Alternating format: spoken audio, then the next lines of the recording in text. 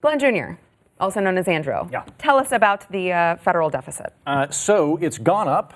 No. Shockingly. Are you sure? You want to recheck those numbers? I called them. Did you? I went, guys, sometimes things look bad. It's gone up by 32% since last year, which is a lot. So to put this in perspective for folks at home, because there's a lot of numbers flying around, it was previously, and this is a technical term, at a mind-bogglingly crazy huge amount. And it's now increased to the point where if you try and write out the number on a napkin, it will actually create a wormhole because you'll rip apart the time-space continuum trying to get the numbers to work.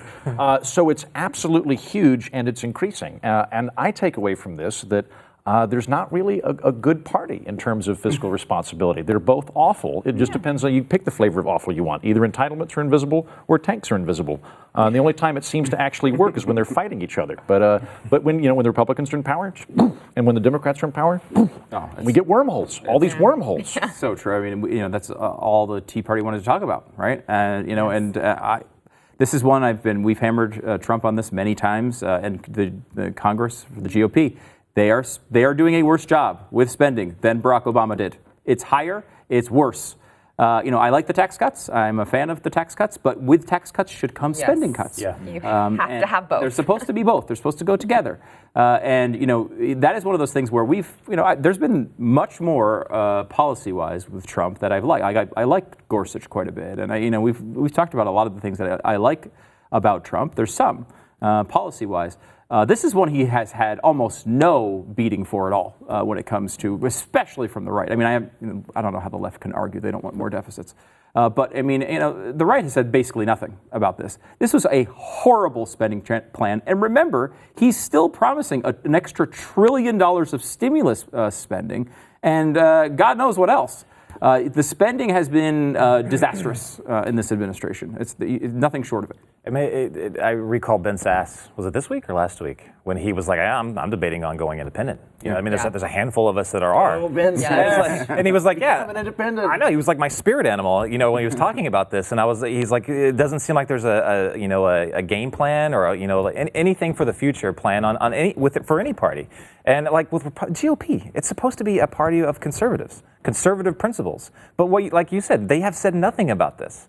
There's not a single person that I can tell that's coming out, maybe besides like Rand Paul or somebody, but that's about it. I mean, now if he's talking about fiscal responsibility and it seems like crazy, loony speak, what does that say for the future of Republicans?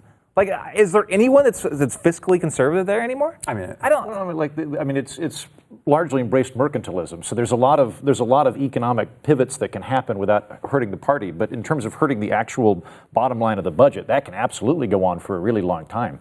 There was some interesting work that Veronique de Rugy did over at Mercatus, and what she found was the only time we never actually cut spending.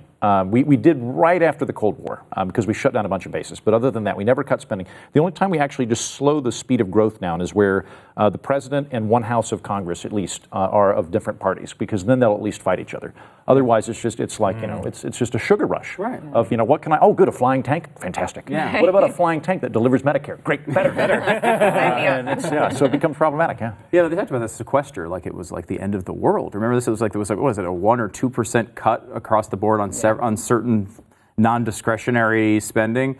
And they acted as if this was like it was like a catastrophe. I mean, I remember Nancy Pelosi saying like there are no crumbs left in the cabinets. It's like what? The story came out today about Nikki Haley. Yes. And this is not Nikki Haley's fault. The New York Times, wrongly talked about this, but they accused her of having $57,000 curtains. How many curtains are there? Right. Exactly. She has 57,000. That's a good rate. That's a good deal. That's a good rate. Long story short on that is it was something that was decided in the Obama administration. However, even the Obama administration ambassador shouldn't be blamed for it because it was controlled by an outside agency who makes these determinations that have nothing to do with the personal taste. Is there a Department of Drapes? There's a federal Department of Drapes? Can we cut that? Hey, don't say that out loud. It'll happen tomorrow, guaranteed. But that's the point. It's like you can't tell me there's no crumbs left in the cabinets when you're putting $57,000 drapes into an office of an ambassador or home of an ambassador. That there's so much of that crap going on all the time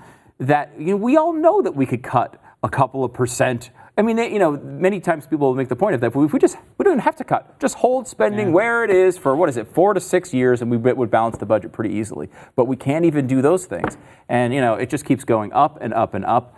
And I don't know how you turn it around because neither side wants to do anything about it.